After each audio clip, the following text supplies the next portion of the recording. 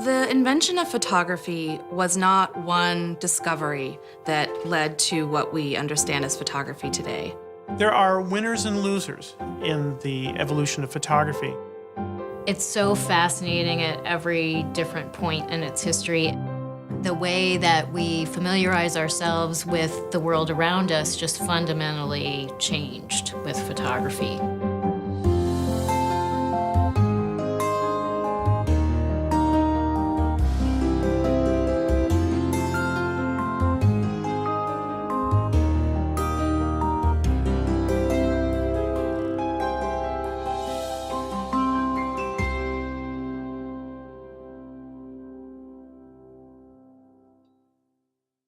The silhouette really is the essence. That's the essence of a person's soul, and people knew that. The term photography in Greek is light drawing. So when you're drawing with light, you can do it with chemicals, but before photography, you would look at the shadow, you would trace the shadow. The problem with drawing a shadow of someone is that if you put a person in a room and you put a candle on one side of that person and it casts a shadow, it's a very big shadow. So the biggest problem is, how do you take a very big shadow and make it into a little tiny shadow? So there are tools that they used. The pantograph, they use a pantograph machine that has these intersecting bars with a pencil, and you could trace the large object and it would make it into a very small object. There was an inventor by the name of Chrétien who invented a device that would trace the shadow of a person through a series of levers. It would then reduce the picture at the same time. And this instrument is called a physionotrace. The thing about the silhouette and the physionotrace that made them different from a painted portrait was that they were mechanical. They were much more objective portraits of individuals, unlike paintings, which were very subjective. Camera obscura means dark room. That's all it is. It's a room with no light in it. And if you have a room with no light and you poke a little hole in the side of that room and you let light in from the outside, by miracle, you'll have an image projected upside down, turned around, but in color and moving on the other side of the wall. It's a phenomenon that people have been aware of for thousands and thousands of years. It's easy to do. It's very often the first project that is taught in photography classes, just as a way to get people to understand the simplicity of what the camera is.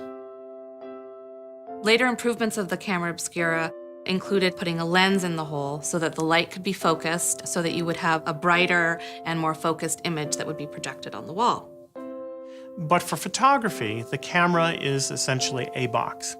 The early experimenters with photography all knew that they wanted to make images in that box.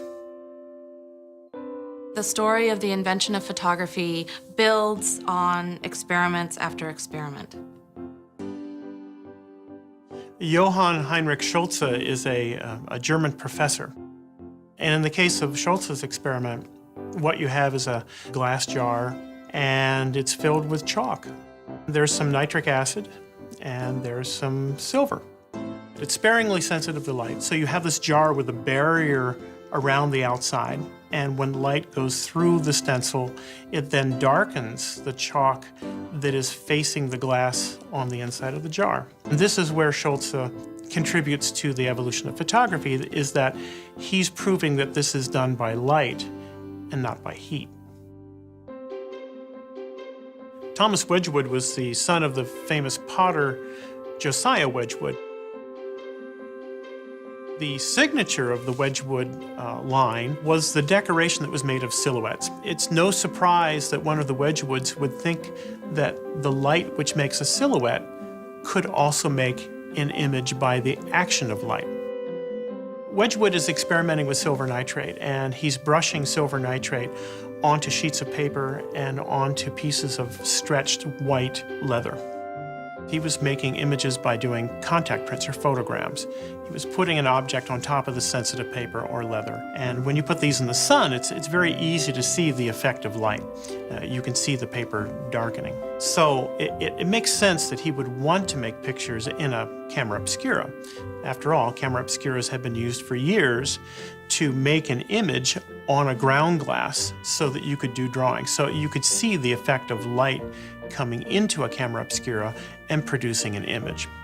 And yet he had no real success with his process. He wasn't able to make those images last. He wasn't able to fix the image. Those images were fleeting. They disappeared after a certain amount of time. Talbot, Daguerre, Niepce all knew about the work of Wedgwood because Humphrey Davy, his friend, had written an account of his work that was published in 1802. It was a springboard from which other people could then do their own experiments.